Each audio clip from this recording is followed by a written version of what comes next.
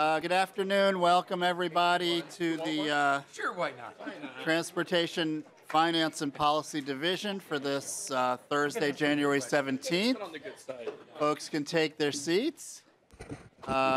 We have two major items of business before the committee, and that's the overview of MnDOT and then a related issue, which is the MnDOT financial forecast. Of course, we have a very special guest. Our new commissioner is here as well, joining us. But before we do that, we have a quorum. So if Representative Petersburg, I think, has reviewed the minutes, and we have a motion in order for approval. Thank you, Mr. Chair, and I would certainly move the adoption of the January 15th minutes. Okay. All in favor of approval of the January 15th minutes signify by saying aye. Aye. All opposed, the motion prevails. So it's now my distinct honor to introduce to the committee our former colleague and Speaker of the House, Margaret Anderson Kelleher. I think I counted 5 of us that served with you, and of course we have others that know you well and others that are meeting you for the first time.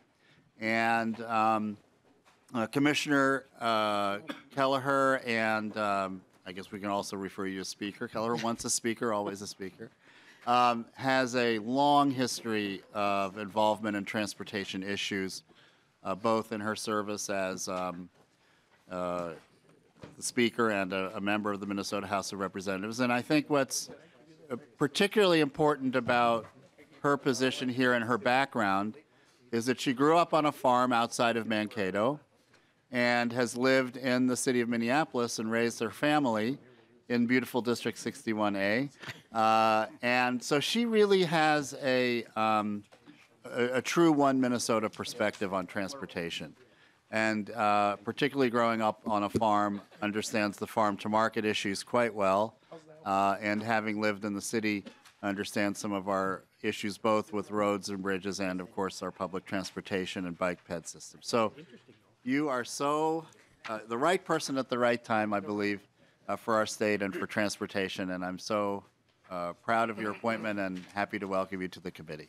Well, Mr. Chairman, thank you very much. And members, thank you for having me here today. It's so nice to see all of you, meet some folks for the first time or second time. And congratulations. Congratulations on your service to the state of Minnesota. Those 12 years that I served here in the Minnesota House were really some of the most terrific years of my life. I enjoyed them, and I really enjoyed working as colleagues. So I hope that we can continue that spirit in this chapter, which is my leading of the Minnesota Department of Transportation, a great department with wonderful employees who work hard every day with the spirit of public service for Minnesota, and really being able to also work with you on the future of transportation and transit going forward and where we need to go to next. So I'm excited. I was delighted to be asked by Governor Walz and Lieutenant Governor Flanagan to fill this role. And I think of it more than just a job. This is really a calling of doing work together, and I hope that we can accomplish some big things together. I also hope you will always feel that you can call on me and people at MnDOT, as I know you, those of you who've been around know we have definitely a spirit of wanting to provide information in a timely way and also be helpful to you. So that's the spirit I bring this in.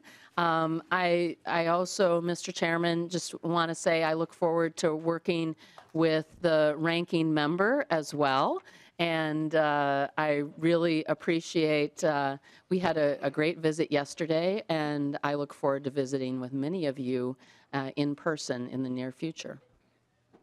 Thank you very much. They don't have any. What we'll do is we'll turn this over shortly to the deputy commissioner, but or assistant commissioner. Does anyone have any questions of Commissioner Anderson Kelleher at this point? Yes. Mr. Chair, I have something I really need to get off my chest. Okay. You know, yesterday there was a Highway 14 coalition meeting in Owatonna. which I have attended regularly and decided I should attend yesterday too. And being the good conservative that I am, I thought, there should be some way I don't have to drive there myself.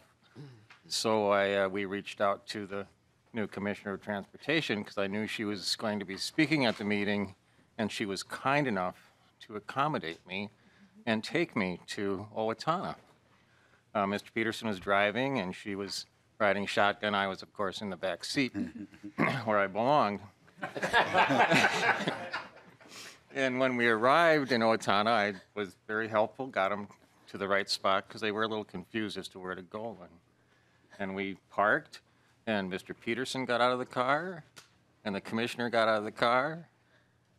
I couldn't get out of the car. I had to beg the commissioner to let me out. But I was a tough negotiator, so I didn't give up much. Yes, Mr. Chairman, Representative Torkelson and I will not tell until a later date what was negotiated in his getting released from the car, but he learned particular secrets about how we did things back in the day when I was speaker. We just went for a ride somewhere together. So thank you. It was actually a lot of fun. We had a great time catching up, both about family and farming and transportation. So I really appreciated that. Thank you. And then members, I think, and guests, you probably understand now why we had that rule that we discussed on Tuesday about people not being funnier than the ranking member, because he's showing he's a good guy here. So, yes, Representative O'Driscoll. Mr. Chair, I want to thank the Commissioner for bringing Representative Torkelson back for us, too. It sounds like it might have been a little bit of an interesting ride. So, well, that Southern Minnesota connection is important. So, but thank you, Commissioner. Well, thank you. And Mr. Chairman, I will stick around. I'm going to let Mr. Peterson present our overview, but I'm going to stick close by here, and I'm happy to come up if there are any questions or follow-up. Great. Well, we appreciate it. And Commissioner, I do really also appreciate your offer to be accessible and available to us. I think you understand how important that is in the legislative context, and I hope people will take the Commissioner up on her interest in getting together and one-to-one and learning more about your districts and learning more about transportation needs in general in your communities. So with that, Assistant Commissioner Peterson, thank you very much. Welcome to the committee. Thank you, Mr. Chairman. It's a pleasure to be here this afternoon. I've got a few slides to go through. If people have questions as we go along, if it's okay with the chairman, I would take questions as we go so we don't lose track of them and try to kind of communicate as clearly as possible as a result. So I'll just dive into it here. So just again, since there are a number of new committees, we'll go right back to the beginning with the Department of Transportation. It was created by the legislature in 1976. Combined at that time some separate departments, the Department of Aeronautics, Department of Highways, the State Planning Agency, and Public Service Department. So we got pieces of all those into the Department of Transportation at that time. The purpose is to develop and implement policies and plans basically to construct and maintain essential transportation infrastructure in the state of Minnesota to provide a safe multimodal transportation system. Our mission continues to reflect the importance of our economic prosperity, the important role that transportation plays, and of course to minimize the impact on the environment. And among those impacts that is specifically called out that were to minimize is the reduction in greenhouse gas emissions and the climate. So we're especially at this time in our history, it's an important time to, I think, call that out as part of our responsibility. So several years ago, I want to say it was maybe 8 to 10 years ago, the department embarked on a process to develop a 50-year vision of transportation for the state of Minnesota. And as part of that process, we engage in a very comprehensive public outreach process, asking people what kind of transportation they thought would be best for the state of Minnesota. 50 years in the future, obviously that's a long time in the future, and some of the things that we know today probably weren't too much on people's minds at that time. But an outcome of that process was a vision that basically recognized that the importance of a multimodal transportation system that maximizes the health of people, the environment, and our economy. And so that continues to be the vision of the department for the department's efforts today. And the mission, of course, to plan, build, operate, and maintain a safe, accessible, efficient, and reliable multimodal transportation system that connects people not only to places within Minnesota, but around the world. Our core values, as you see, safety. Safety has, at least as long as I've been in the department, been one of the highest priorities for our activities. Many of you who have been around for a while know that we have one of our primary goals is our activities are Towards Zero Death program, where we are trying to drive traffic fatalities on our state road systems to zero. A big challenge. We have not succeeded in that obviously yet because there are still far too many people dying on our roadways in Minnesota. Last year it was 350 people. So we have work to do, but we have made some progress, and we are certainly, compared to other states with similar attributes, we are doing pretty well on that. And then excellence, service, integrity, accountability, and then diversity and inclusion. And as our state becomes more diverse, then we certainly are putting a lot of effort into making sure our workforce is diverse, and we are more aware and of the kind of difference of perspectives that diversity brings to how we should make our investments and incorporate those into our work plans and our investment program. MnDOT is divided into 8 districts that cover the whole state. Our operations, things like snowplows and pothole patching and construction, project development and delivery are managed by all these districts, so they are really the heart of what MnDOT does, the things that people see and experience when they use the highway system. You can see the geographic location of those districts on the screen. And of course, the metro area, although it is relatively small geographically, is about half of our operations division because of the amount of traffic and the number of people that we deal with here in Minnesota. We're currently organized beyond our 8 districts to provide the basic functions in MnDOT. We have a state aid division. The state aid division distributes the county state aid formula funds, the municipal state aid formula funds. They distribute funds to townships for township roads. They manage federal funds for local road authorities that are used for local road projects. They also manage the local bridge investment program, the local road improvement program, which are funded typically through the bonding bill, and also are heavily involved in turnbacks. And turnbacks are pieces of the existing trunk highway system whose function has changed over time. When they were originally built, they were built as regional connectors and to carry through traffic. And over time, as people obviously know, our society has changed. We have fewer people in some parts of the state than we anticipated when the original system was built, and more people in other places.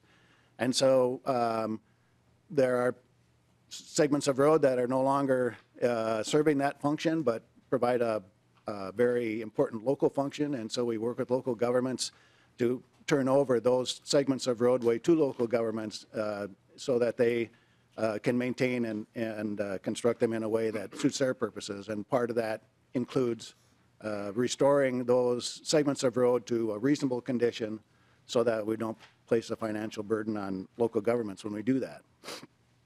So we have an engineering services division. Engineering services has several offices, one of which is environmental stewardship. So they work on things like environmental impact statements. They get permits from the Corps of Engineers or from the Fish and Wildlife Service to make sure that we're complying with the laws and regulations that apply to protecting those resources. We have a land management office that is in charge of acquiring and maintaining the right-of-way that MnDOT acquires on behalf of the state of Minnesota, and also they divest right-of-way that we have acquired over time but no longer have a need for. Some of that comes from if we're buying land for a roadway and we're taking a piece of a parcel, an existing parcel, which leaves what we call a non-economic remnant, we'll buy the whole parcel, even though we don't specifically need it, but because it's more, I think, considerate of the existing landowner's financial situation, and so we end up with extra pieces and that we divest ourselves of. And the legislature really helped us with that effort a couple of years ago, and they changed the funding for that activity so we can fund it from the proceeds of the sale or the conveyance of those excess pieces of right-of-way. So it's been very helpful. We have a technical services office which establishes standards for things like roadway width and shoulder width and striping design, all these things that are part of the roadway that everybody has become familiar with over time. But we do a lot of research, and there's evolution that goes on with that to make sure that we're making the best use of current information to make the roadway safe and as usable as possible for everyone. We have a bridge office. This office is responsible for monitoring the condition of existing bridges and managing that inventory to make sure that repairs are made on time and in a cost-effective manner. And I'll talk a little bit more about that later when we get into some of the issues that we're having with our current bridge inventory. And they actually maintain an inventory of all the bridges and all the roadways in Minnesota. So they work with bridges not just the ones that are on the trunk highway system, but also on the local road systems. Then we have a materials office that they do a lot of research and development of paving materials. If people have driven 94 northwest towards St. Cloud, you may have passed the MnRoad facility, which is a pavement testing facility where we test some different pavement formulations in live traffic by shifting the actual freeway traffic over onto that road segment. Or there's also a low-volume road test segment that's off the freeway, just to the northeast of that segment. And we do a lot of things with like gravel roads and other types of treatments that might be more suitable for low-volume roadways primarily in outstate Minnesota.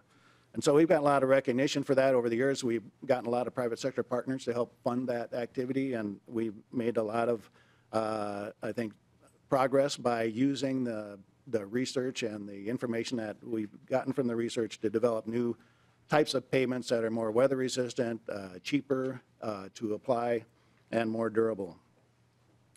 Our operations and districts, I just showed you the districts. The operations division also has a traffic office.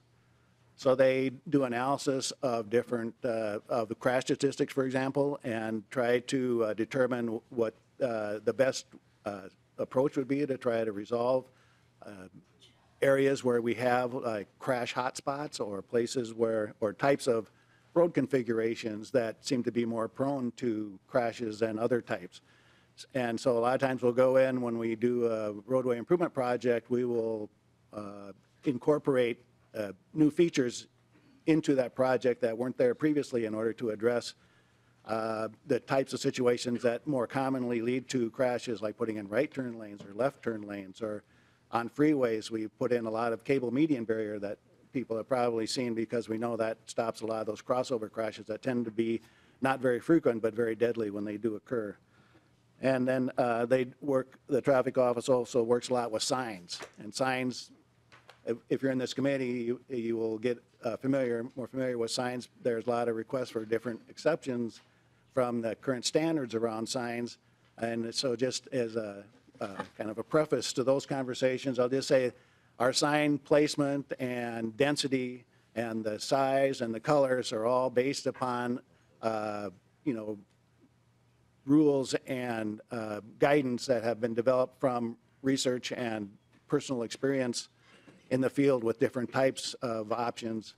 And although it's not immediately, I would say, obvious to people when they drive the roadway, like how important that is, we are on freeways, for example, we are acquiring and using information very quickly as we drive down the roadway. And when signs become too dense, especially for people who have not driven that road before, it becomes very difficult to acquire and process all that information, make the decisions necessary to keep traffic operating safely. So it's it's a big, very important part of our safety program. Then there's a maintenance office in the operations division too, and they do things like do research on different types of snow and ice control. So one of the new strategies that we're using now involves mixing salt with water to create brine and applying that to pavement before snow or ice storms occur, which makes it a lot easier to get the snow off the pavement and get to a dry driving surface, which really reduces controls our costs. And they also experiment with and develop new types of technology that we use on our snow and ice trucks, removal trucks. One of our recent innovations, what we call a tow plow, which gets pulled behind a typical snow plow, but off to the side and does the work of about 2 snow plows with 1 pass. So it's a good innovation, and we're continuing to deploy that in more places. We have a modal planning and program management office, division, which includes the Office of Freight and Commercial Vehicle Operations. So they deal with things like overweight trucks, railroads, and things of that nature. Particular interest are rail grade crossings, which again are safety hazards, and we're always in the process of analyzing the need to install more control at crossings or upgrading or adding, improving others. And so it's in recent years, as the oil train traffic from North Dakota has grown, it's become an increasing priority for us. There is the Office of Transit and Active Transportation. That's a new name for that office, but they manage the grants to the transit providers in greater Minnesota.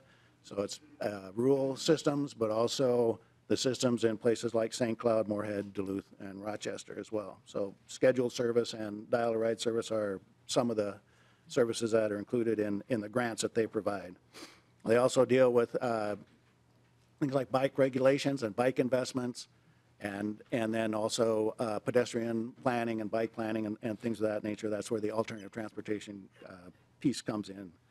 The Office of Transportation System Management, what does basically all the planning and programming of investments in the trunk highway system over time. So the Minnesota Go Vision I mentioned a few minutes ago as part of the work product that they produce, and also some of the things that you'll likely hear a lot about in this committee, like the MnShip, the STIP, the CHIP, all those acronyms that we tend to throw around a little too liberally, are products that are also produced by that office.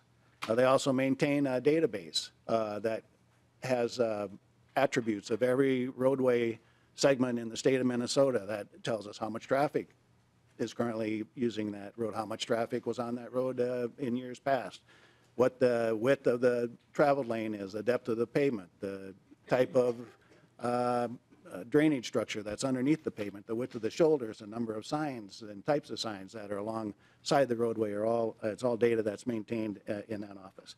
Then we have an aeronautics office too, referenced before, the Department of Aeronautics, that was folded into the Department of Transportation. So this is where that function exists.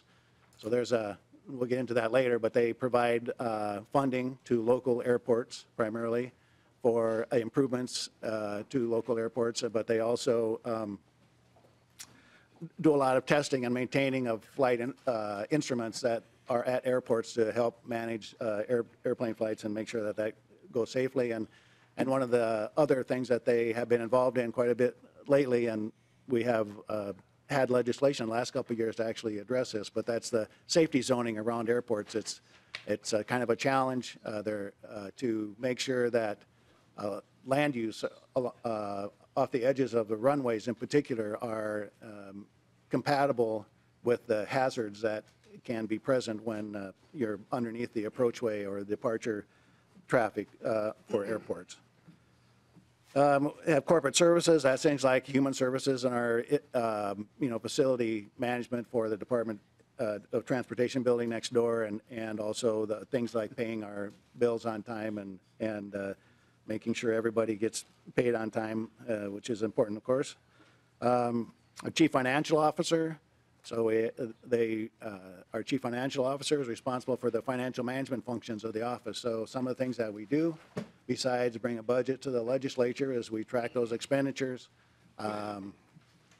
We also do a forecast for the transportation funds, which we'll talk about a little bit later as well. And then also have a planning function there for operating plans and business plans for each of our business units so that we can do a better job of allocating our resources and measuring the things that we accomplish in those offices. And we're making, I think, good progress there. We have chief counsel. We have a lot of contracts at the state, at the Department of Transportation for our construction in particular, but also with consulting engineers and things of that nature. So we have lawyers that analyze those contracts and agreements not only with contractors, but we have agreements with railroads and local units of government and things. And then, of course, occasionally our projects don't go exactly like your constituents would like, and so sometimes we get involved in legal disputes that are related to those things as well, and they're all handled through our chief counsel office. They also do a lot of our right-of-way acquisition, make sure that those things are handled appropriately as well. And under the previous commissioner, we also had a chief of staff, and the current commissioner hasn't made any formal announcements on any changes to our organization, but within the former chief of staff's purview have been the offices of civil rights. So the Office of Civil Rights tries to ensure that we are employing people who might otherwise have a more difficult time to get a contract working on our projects. So people who come from certain disadvantaged groups or companies that are owned by women or veterans, they monitor that and set goals for our construction projects to make sure that we're adequately addressing those issues. There's an Office of Public Engagement that is also relatively new, but was established to try and make sure, again, that we're reaching out to all these communities to make sure that we're hearing their voice and incorporating their perspective into the plans and the projects that we develop. And we also have a relatively new office there, headed by our Chief Sustainability Officer. So looking at trying to reduce our environmental impact. Some of the things that they're currently engaged in are working with our operations and design folks to make sure that we're looking at adapting to the changes in the climate that we're already seeing and expecting. We've had a lot of flood damage, in particular the last several years that is very expensive, and so we're looking at changing our design specs for certain infrastructure that's included in our roadway projects to address that. And then also looking at the carbon contribution of different pavement formulations and different ways we do our snowplow operations and the fleet of equipment that we use. So making good progress there. And then the final office that was in that group was communications office. So they communicate a lot about our construction projects, letting people know what's going to happen or where things are happening or where they can go to provide input to different proposed construction projects and things of that nature. So they're very busy there, and also help the rest of the department when they communicate with the public, and we do quite a bit of that every year. And then finally, but it's still the most important piece of the organization is the policy and government affairs staff, which is small but highly effective, I think, and efficient. So, so in our purview, which is we're a very small operation, but we work with the governor's office and staff, and of course the legislature, our federal delegation, and the Minnesota Indian tribes.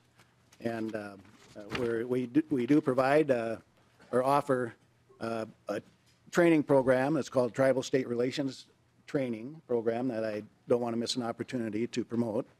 It's very effective in helping state employees learn how to work more effectively with tribes and tribal governments and to work in Indian country because of unique legal requirements that or parameters that exist, especially within the boundaries of Indian reservations and on tribal land. But of course, they also have particular cultural preferences and their attributes about the community life on rural reservations, for example, that aren't necessarily the same things that we would find in a typical small town or in an urban neighborhood. And so it really helps us be aware that we need to incorporate that thinking and reach out to those folks in a way that's different than the way we approach other audiences. So spent a lot of time on that, but there's a lot of, a lot of stuff going on at the department on a regular basis. So these are our primary things, and these are the kinds of line items that you'll see in our budget. We have a different programs, so state roads, so that's our trunk highway system. All the our program is our construction program for people who may not be familiar with what that means. So all the projects that we plan to deliver this year, next year, the year after, and the year after that, planning and delivery. Delivery means design, right-of-way acquisition, construction management after the construction contract has been awarded, which is a big part of our effort, obviously. Construction, people get too familiar with that sometimes, I think, because we're always having a construction project in somebody's way somewhere, and sometimes more than one. And people tend to notice that quite a bit. And operations and maintenance, again, filling potholes, repairing guardrails, replacing signs that are knocked down, and plowing snow, obviously. Local roads, so that's the county state aid and municipal state aid primarily, all occurs in our state aid division that I mentioned earlier. Multimodal systems, again, those tend to be in that one division. Again, aeronautics, Greater Minnesota Transit, and freight and passenger rail. Again, commercial vehicle regulation is also in that division. And then electronic communication. So MnDOT has had the primary responsibility for developing and constructing the ARMOR system, which is a statewide shared public safety radio system that is now, I think, 100% complete in the state. What that means is that we can be on the same radio system as the local law enforcement and emergency responders when there's a traffic accident or some kind of weather emergency in some part of the state, and it makes it much easier for all these different public entities who are involved in public safety to communicate with each other. So we've been responsible for that, and it's primarily funded by 911 fees on your phone bill. So just a little bit of perspective about the size of the roadway system in the state of Minnesota. It's quite extensive. We have a lot of land mass, but in addition to that, we're relatively dense in terms of our roadway system in the state of Minnesota. The first one, trunk highway miles, currently 11,749 miles. We're actually capped at 12,000 for the number of trunk highway miles that we can have in the state. So we'll never get much higher than that. The municipal state aid street system has 3,752 miles. The municipal state aid street formula came up a little bit in the committee meeting last Tuesday, and taking the question back to our folks at MnDOT, I discovered really the only thing that people seem to be struggling with is the current cap on the percent of a city's streets that can be in the state aid system. It's capped at 20%, and there's a lot of interest in raising that cap by some city governments, is my understanding.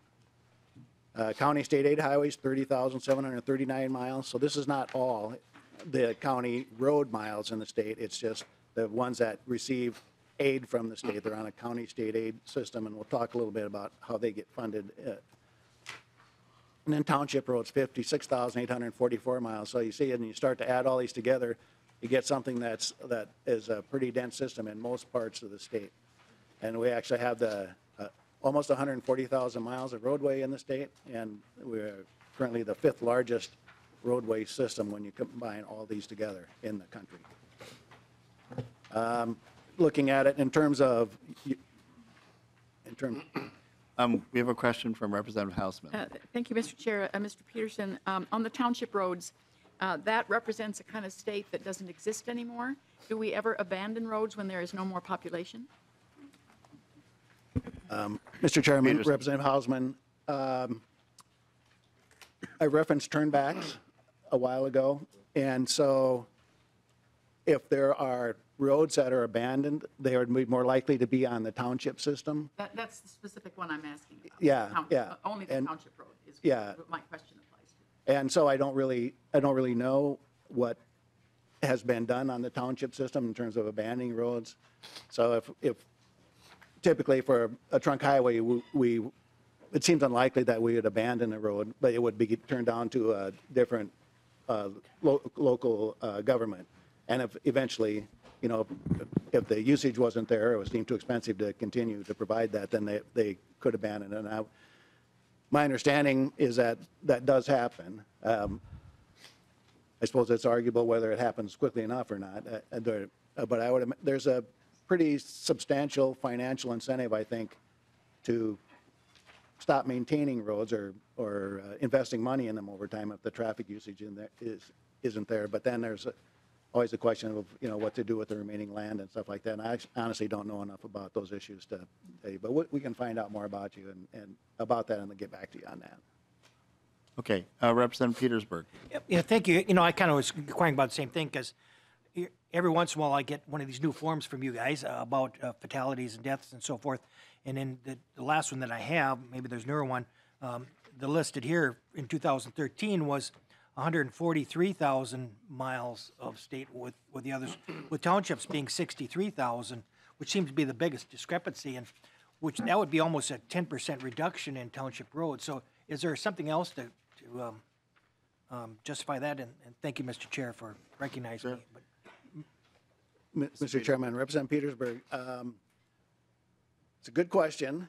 There are different types of roads when you get down to these less traveled roads that we have an ongoing discussion about how they should be counted.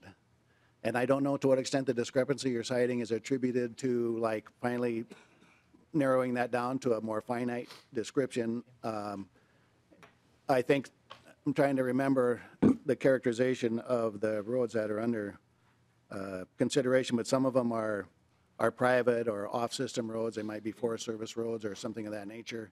And I honestly don't know, but we'll get you the answer to that question too. But I know there are some issues about which ones you include in the count at some point. Okay, and then we have Representative Koznick. Thank you, Mr. Chair.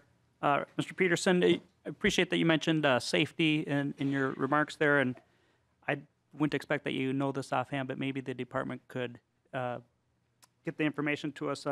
When you were talking about the towards zero deaths, I was curious if you know or can get us how many accidents or deaths are documented that there's no insurance, that there's no driver's insurance, or if you have any comments on that as well.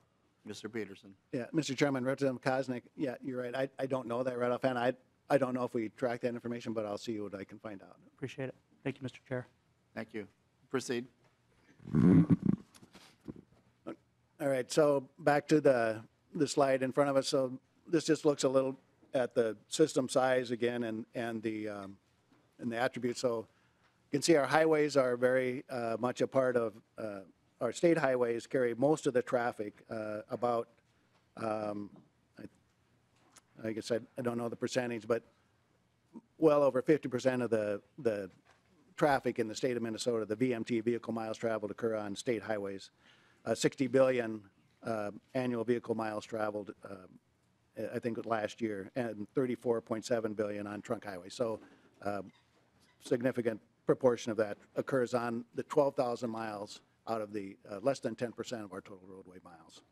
Bridges over 10 feet, there are 19,800 bridges on the roadway systems in the state of Minnesota over 10 feet, and 4,800 bridges either carry a trunk highway over a river or a railroad or another road, or across a trunk highway.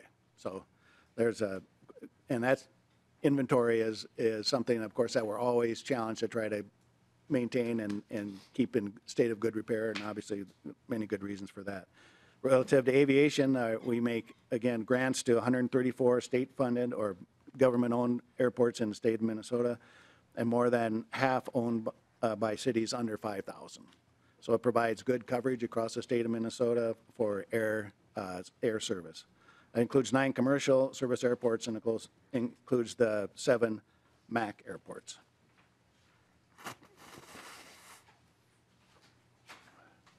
So some statistics on water freight. We're pretty unique, I think, in the world at being so far into the center of the continent, and we still have a port that receives ocean-going freight. We have 59 million tons shipped via the Great Lakes, pretty substantial amount, and 12.4 million tons that go up and down the Minnesota River. We have 4 public ports in the state of Minnesota, which are supported by a program that we manage out of the Department of Transportation. And I know sports are in Duluth, Winona, Red Wing, and St. Paul. There was another one that recently closed in the city of Minneapolis. And you can see the rail freight. We have you know, a pretty good service by Class 1 and regional railroads in the state of Minnesota. And you can see a total of 21 separate railroad companies. Transit service. So they're in Greater Minnesota, the department supports operators of transit service in Greater Minnesota. As I mentioned earlier, there are 37 public bus systems, and we provide aid, or I shouldn't say we provide aid, we manage aid that goes to those operators from the state and federal governments that total more than $100 million a year. There are 11.9 million Greater Minnesota transit trips in 2017, and that's a number that seems to be growing. The funding is split approximately 75% and 25% between the state and federal government. Currently, we are trying to hit a target of providing or supporting transit service that meets 90% of the need in Greater Minnesota. That's a challenge that was given to us by the legislature several years ago, where it's, we're supposed to hit at least 90% by 2025. And we're working towards that. Our current estimate is that we're about $114 million short in terms of being able to fund that level of service. So we're obviously trying to figure out, you know, creative ways to work within that number. We're also, that's a number that is a little bit old at this time, so we're working with transit providers in Greater Minnesota to develop 5-year plans that should give us updated and more accurate information about the extent of that need. And there's been some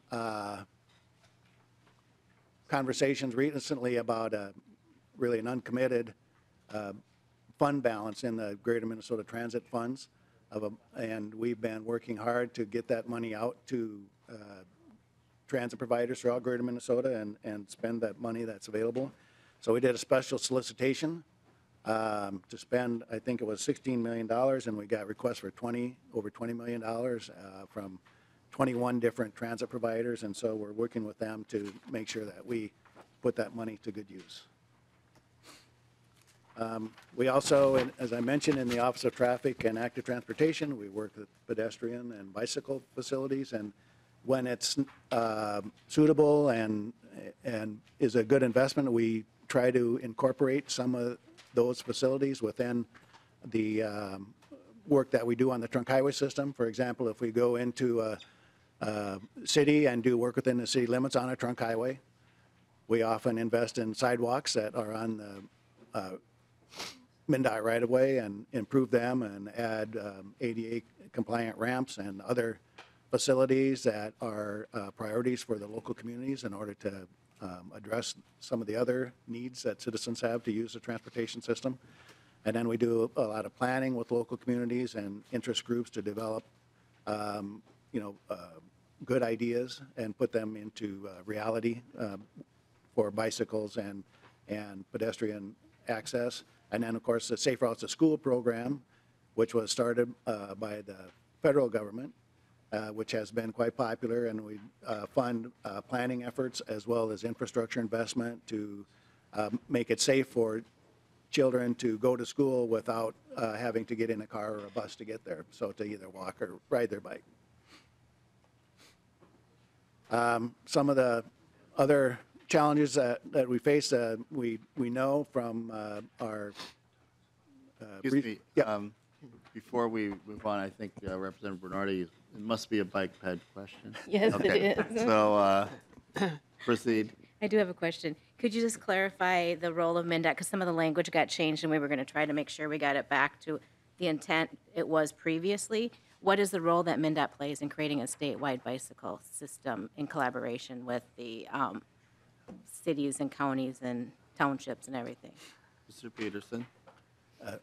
Mr. Chairman, Representative Bernardi, well, a lot of our focus is on what we can do with the resources that we have available through the Trunk Highway Fund, of course, when we do trunk highway projects. But we work with all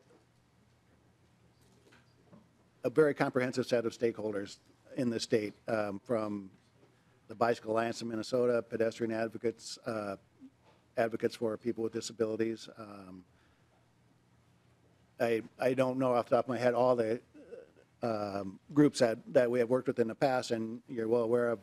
We had a stakeholder group we pulled together a couple years ago to look at how do we modernize our laws and regulations around bicycles and bicycle access to public roads and make it safer for people to access and use trails and roads in the state of Minnesota, and also to clarify the roles and responsibilities like of the Commissioner of DNR versus the Commissioner of Transportation, because the DNR obviously has a lot of bicycle facilities as well.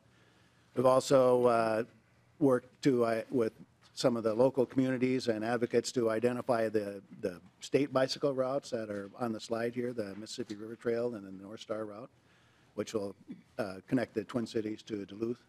And so these trails aren't all off-road trails. Some pieces of them are, but also some of them are, low-volume roads that have good wide shoulders that are easy for bikes to access.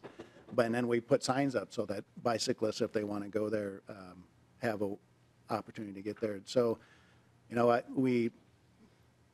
we don't have a lot of funds to invest ourselves in like bicycle infrastructure, for example. That's not part of the trunk highway system. So we try to work with folks who are interested in those things to promote, increased investment where it's warranted and make sure that other people understand the importance of that. Thank you. You can proceed, Mr. Peterson. Thank you, Mr. Chairman. So again, getting back to freight traffic is projected to increase, and as the economy grows in general, all our vehicular traffic on our roadway systems increases. So we're also seeing additional vehicle miles traveled by personal automobiles as well. Our population in Minnesota is projected to increase by 1 million new residents by 2050. And we also have on the horizon a really fundamental, the potential for a fundamental change in vehicular traffic in the country as in Minnesota, and that's connected, automated, and electric vehicles. And Mr. President, before I call on Representative Elkins, I just wanted to mention on that last bullet point, we probably will want you back or someone on your staff to talk about the connected, automated, and electric vehicles, and members and members of the public. We'll probably devote a good part of a future hearing to this topic, and we'll have lots of different stakeholders come in. It's come up a lot as we've had discussions ahead of session and during session. So it's something that I think both sides of the aisle are interested in exploring. And I know Representative Elkins is interested in exploring this too. Your question, please. Question was about, thank you, Mr. Chair, the projected growth in VMT. So VMT per capita has been pretty flat for over a decade. So is the 21% increase driven almost entirely by population growth? Mr. Chairman and Representative Elkins, it's my understanding that there's been some increase in per capita VMT as well. So it's a combination of increase in population as well as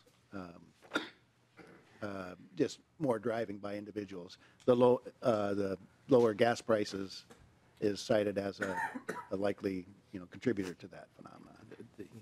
Can I just follow one? So the countering that is that the increasing percentage of the population that's going to be retiring and will be driving less. Is that factored in as well? Mr. Chairman, Representative Elkins, now you're reaching beyond my knowledge. Yeah, it's something that kind of a bug for me. So I would like to drill into this a little bit more because back into the previous decade, even absolute VMT was declining for a while. So obviously, with the improvements in the economy and the reductions in the gas prices, that's going to raise driving somewhat. But my impression was, from the numbers I was looking at, that those effects were going to be dwarfed by the reduction in driving as people retire.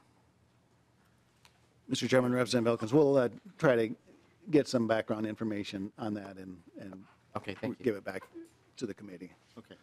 And so, Thank you. thank you, Mr. Chairman. So, one of the things, as long as we're talking about VMT when it comes to connected and automated vehicles, that gives people concern that they actually might increase vehicle miles traveled is the relatively inexpensive and available access to vehicles that will be coming in the future that don't require a driver, and it will make it less expensive and easier for people to commute.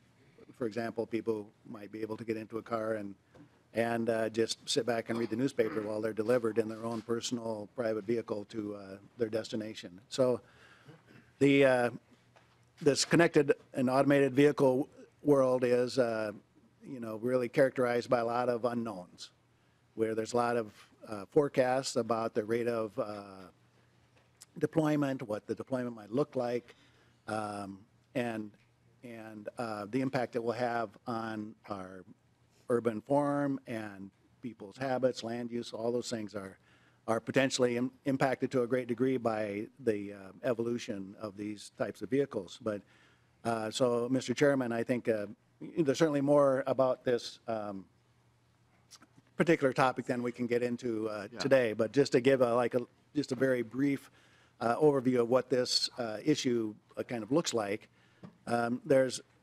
are in many areas, in many manufacturers, both established car companies as well as new startups and business collaborations on technology to develop truly automated vehicle. And so since it's new, the regulations and the understanding of what this phenomenon might produce are not well understood.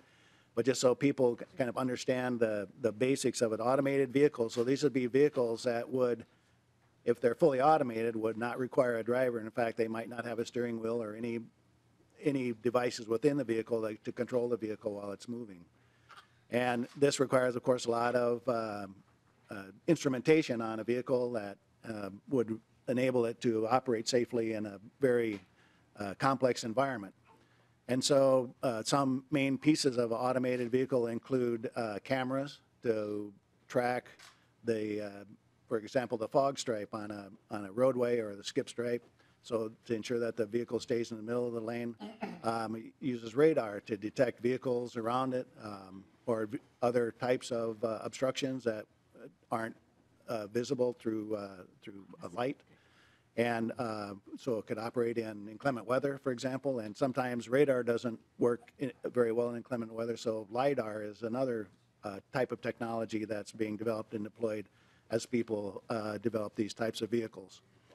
And you can imagine that there's the computing power that's necessary to acquire data from all these different sources and present to the part of the vehicle technology that then makes a decision about, okay, knowing all this, what do I do? It's a very high level, high speed computation that requires lots of data. So the future for perhaps the Department of Transportation, in order to manage the deployment of these types of vehicles long term, might be more centered around IT than infrastructure, for example. But some of the things that are happening in this arena that help the deployment is like working on embedding barcodes in signs, regulatory signs on the roadways, or putting some type of technology that cars can read into the striping that we put on the road to help them navigate these types of situations. So it's a very complicated thing that NHTSA, the National Highway Transportation Safety Administration, that's part of the Department of Transport, U.S. Department of Transportation, has created a classification scheme for the move towards automation from 1 to 5. So 1 would be like if you owned a car that was like a 1960s vintage, that's a 1. Absolutely every function has to be performed by a human in the vehicle. And 5 would be somewhere that everything is managed by the vehicle or some other type of automation that's not in the vehicle, but there would be no driver other than the equipment itself. And so a big and then the numbers in between are different steps between no automation and complete automation. So if you're at a level 2, for example, you might have dynamic cruise control in your vehicle, blind spot warning, detection, those kinds of things that are now pretty common.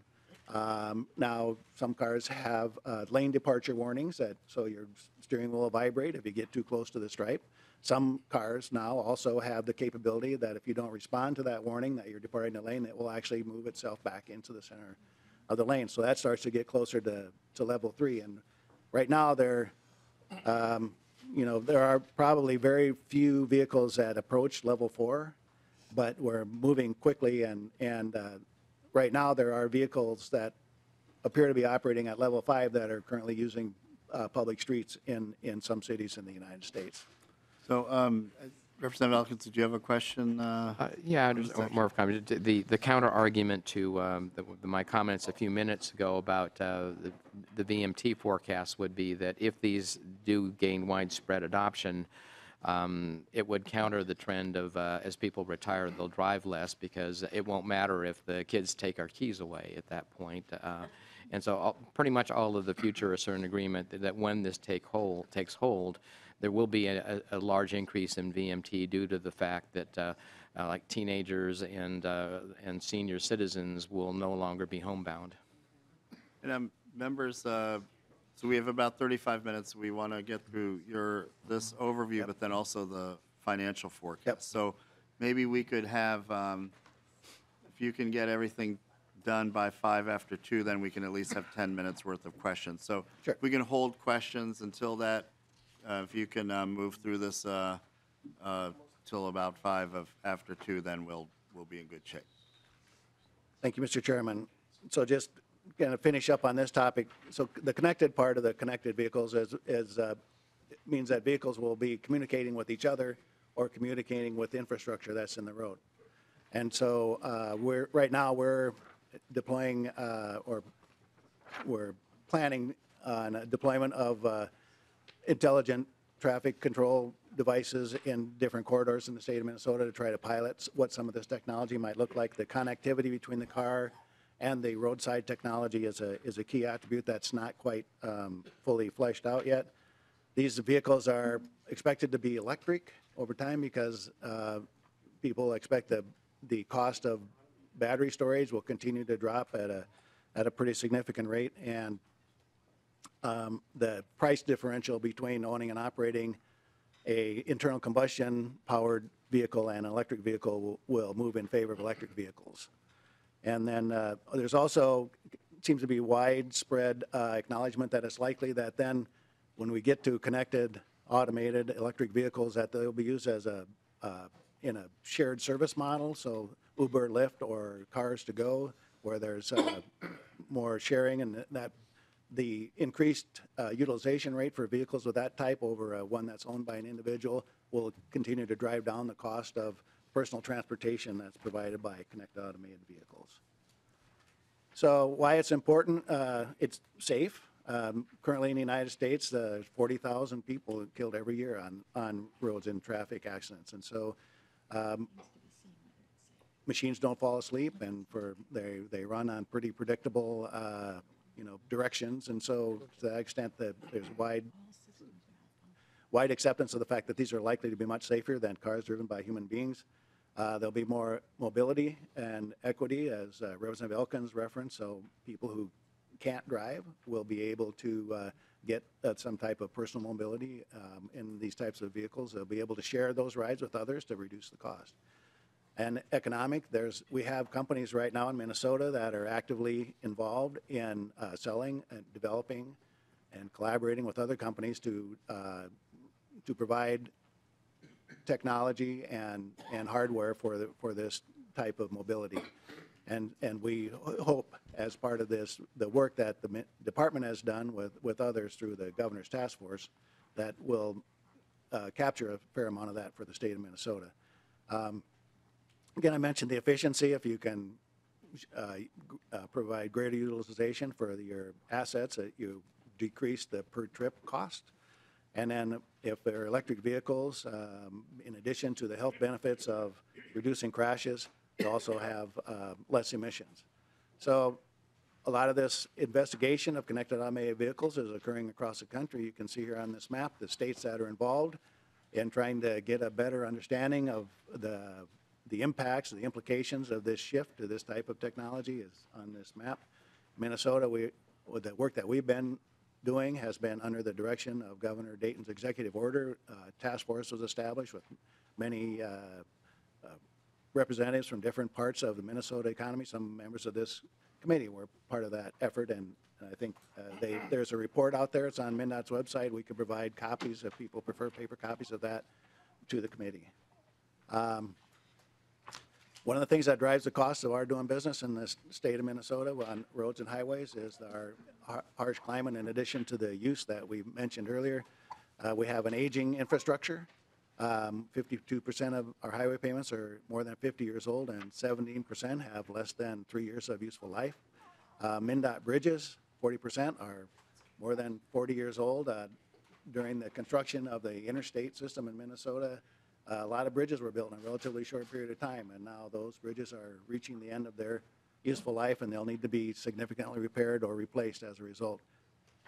In Minnesota, the weather that we have, the weather extremes in particular, you know, our temperature ranges, and depending on what part of the state you live in, but by 130 degrees potentially every year, one of the greatest temperature ranges of any state in Minnesota, in the United States, and so that has a significant impact on our built infrastructure. And then, of course, snow and ice removal continues to be, you know, as always, a significant cost for the department. Speaking of snow and ice, here's our average cost to manage snow and ice on the state trunk highway system for every year since 2005. In case folks are interested, to date we're under our average for expenses and costs of removing snow. We haven't, as everybody can see, we haven't had much snow down here, but up north we've had a lot of snow, but the combination has still kind of kept us under our average cost.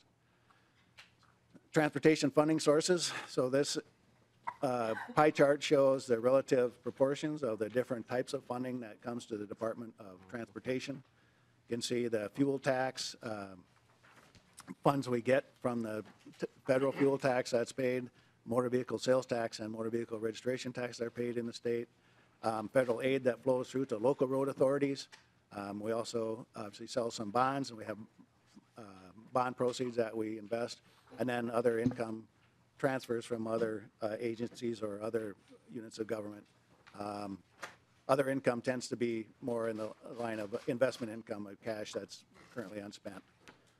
And this pie chart shows how those funds are used. You can see the large chunk of state aid for local transportation, so that goes back to the county state aid and municipal state aid systems I referenced earlier. Some goes to the Public Safety Department, primarily for the Highway Patrol. Multimodal systems get 6%. That's the aeronautics, transit, and freight. Primarily, this goes to operations in our freight commercial vehicle operations office. Operations and maintenance, that's the snowplow, pothole patching, guardrail replacement, things that happen in our operations division, and then state highway and bridge construction, and that's the orange cones and construction zones you see on our state highway.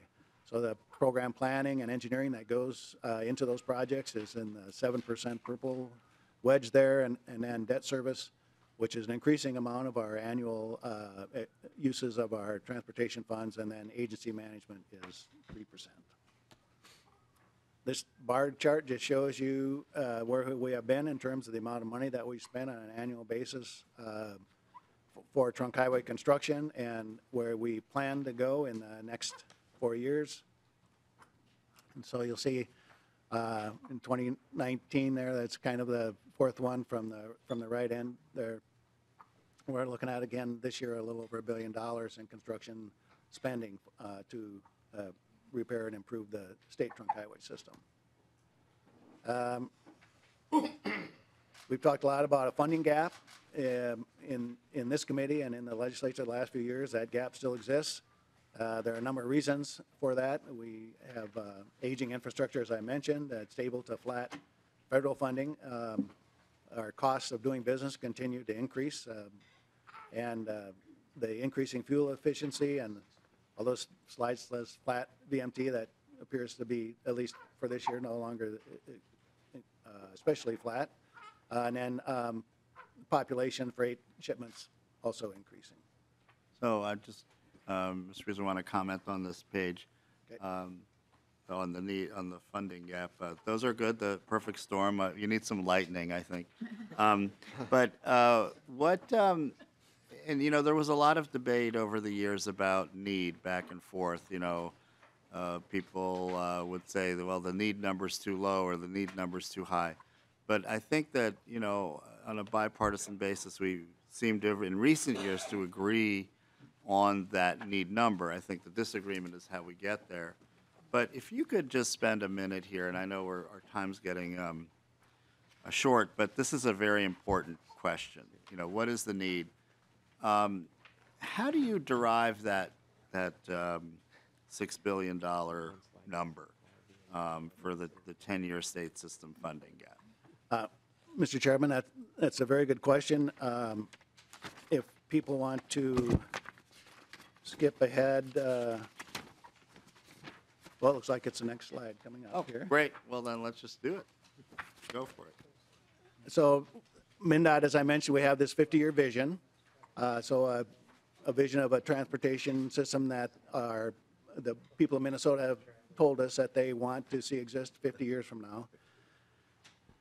And we use the guidance that we got from that 50-year vision to do a 20-year investment plan that we call MnSHIP. And again, through that planning process, we go back out and meet with the people of Minnesota again, and we take their input and incorporate it with the measurements that we take routinely about the condition of our infrastructure in the state. So that's pavement and bridges and other assets like culverts and signs and guardrails and things of that nature. And we estimate what needs to be replaced over the next 20 years based upon all that input. We also look at things like congestion and mobility and where we expect congestion to increase, travel times to increase. And then we incorporate all that information and put forward this investment plan for the next 20 years. And what this drives this investment plan are some key indicators that we use. So we have a target for pavement quality, for example, how to keep most of our pavement out of the poor condition category. And then we have bridge conditions as well, and we try to make sure that we're investing so that the bridges are always in a state of good repair. And then there are other things that we currently don't provide enough of, according to the people that we hear from, like accessible pedestrian infrastructure and greater Minnesota mobility and things of that nature. So we try to incorporate all those things, and this provides investment direction, which helps us develop this need. So, but, you know, when we estimate all together how much it would take for us to achieve these performance targets we set for these different areas, we assign a cost to that, and then we do a revenue forecast to estimate how much revenue will be available under existing law for us to meet that investment need. Okay, this is helpful. Thank you. And just looking at the pie chart, is when you say infrastructure, is that new construction? You know, you have roadside infrastructure, et cetera. Because if I look at pavement condition and bridge condition, then is it safe to say that 60% of the need is maintenance? How would you break, I guess, so the question is, how would you break down the need between maintenance and new construction?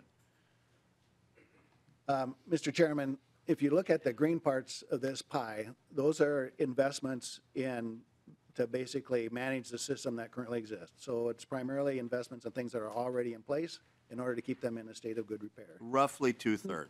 Yeah, because you would also add into that some of the project delivery costs that's in the gray wedge there, because we can't build these projects that would be done in the green area without also investing in some of these other areas. The commissioner. So, Mr. Chair, if I could assist Mr. Peterson in this by saying that on the path that we are on under current law, that almost 70% of the money into the future will go to preservation, and that leaves very little to go for any other needs within the system. And the preservation needs alone are very significant in this system because of the aging numbers that you saw. 50 50 years ago, building 50% of our roads. 40 years ago, building 40% of our bridges. Those are aging, although the legislature and the governor have done good work to try to keep up with this. The gap continues to grow. Some of the other factors in that gap growing are the input commodities that go into the preservation and building of the system, of the multimodal system. So that can include everything from steel to concrete to bituminous to the costs of time and people. And so I think that what we are showing here is to do nothing is to fall further behind. We need to do something together here that's going to provide sustainable multimodal funding for this system to be able to both help our communities be more prosperous and our people, frankly, be able to have their time and spend it in the ways that they choose to spend their time. Thank you. I think that's it's very important that we understand the need in terms of, preservation versus other costs. So I appreciate, Commissioner, that you highlighted that. Okay, so we have about 10 more minutes. Mr. Chairman, yeah. could I ask if you have any particular place or your members have particular places in this packet that they would like to talk about today? Because I think, we in an agency that has over a $4 billion budget and 5,000 people working every day on your behalf, there's a lot we could talk about. We won't be able to talk about everything today, but I'm curious if there are some particular places that you'd like to highlight. Yeah, well, members, please weigh in on that. We do have 3 questions at this point that I'd like to get to. Right. Why don't we do Representative Richardson, Petersburg, and Elkins in that order? Thank you, Mr. Chair. Just a quick question on thinking about the significant amount of contracting that goes through. And this may be a question that you're not able to answer today, but I'm curious, what are the current goals for contracting with small minority, women-owned, and veteran-owned businesses, and also disadvantaged business enterprises as well, and wondering where we are in terms of meeting those goals? Mr. Chairman, Representative, I don't have that information with me today, but we certainly provide that to you.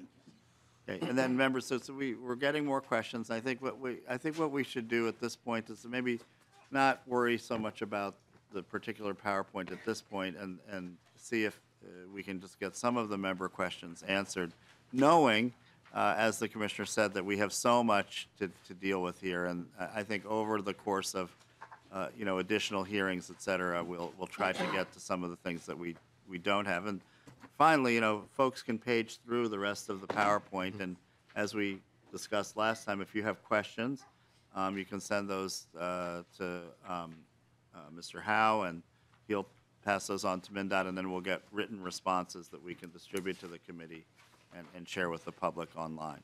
So, with that, we'll have Representative Petersburg, Elkins, Torkelson, and Heinrich in that order.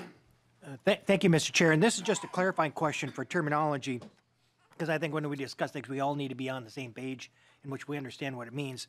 So on this page and then the following page, in talking about additional shortfalls, over in the blue side, you have Greater Minnesota Mobility and Twin Cities Mobility.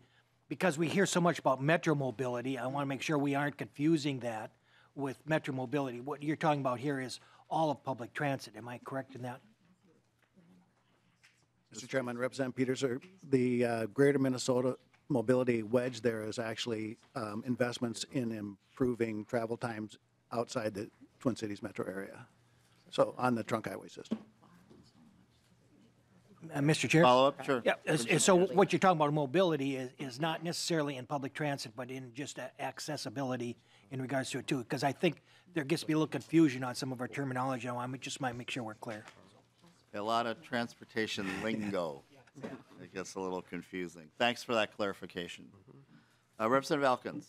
Thank you, Mr. Chair. I just want to go back to slide 23, because I don't see a pie slice for the single largest source of transportation funding of all in the state, which is property taxes. So I'm guessing that this chart just needs to be relabeled State Transportation Funding Sources? Good question, and Representative Elkins, that's, as a local elected official for a long period of time, they know about property taxes. Yes, Mr. Peterson. Mr. Chairman, Yeah. you want me to respond to that question? Yes, Yeah, yeah. So, yeah, this is just to represent the funds that are under the control of the Department of Transportation. Representative Torkelson.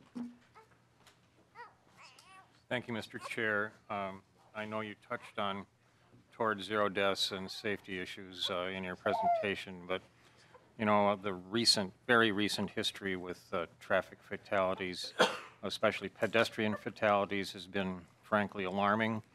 I'm hoping it's something that we are aggressively investigating and prepared to take some action.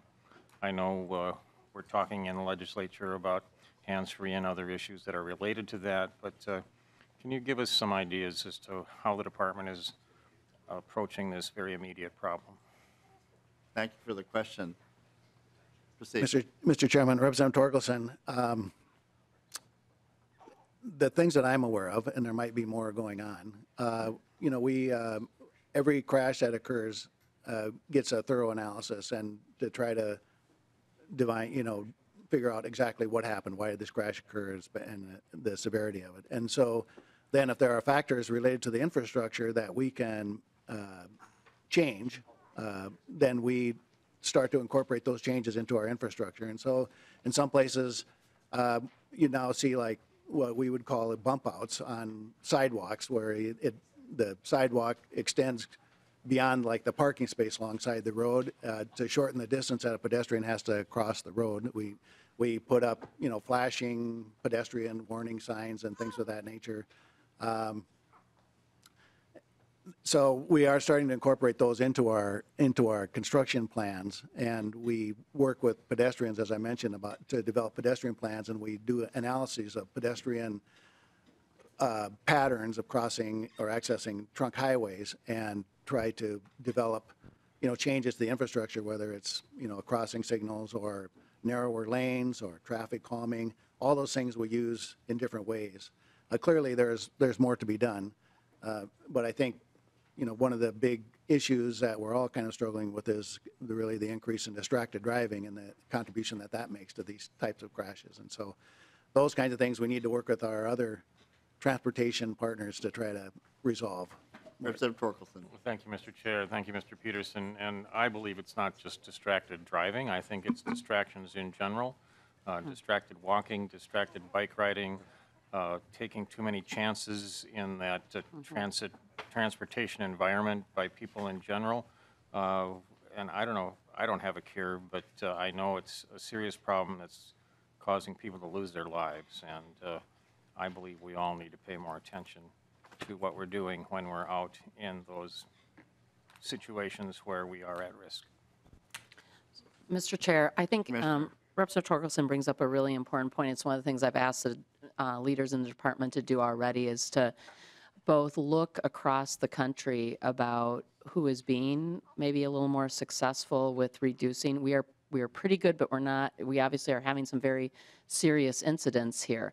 So are there some things? This is a human interaction often with a vehicle, and so we need to figure this out. There's probably some, frankly, across department work that needs to be done on this.